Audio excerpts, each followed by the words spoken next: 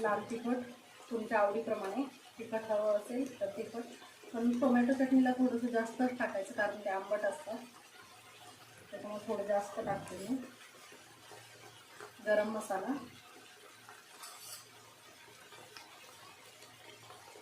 आणि थोडासा गूळ. गूळ घातल्यामुळे भाजीला खूप छान टेस्ट येते, त्याच्यामुळे गूळ घालायलाच हवा.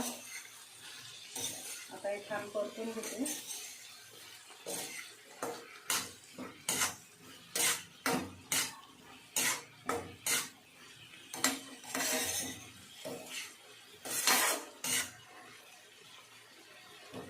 आणि हे आता मीडियम फ्लेमवर 5 ते 7 मिनिटं आपण झाकण ठेवून शिजवून घेऊया. म्हणजे चेक करून घेऊया एकदा.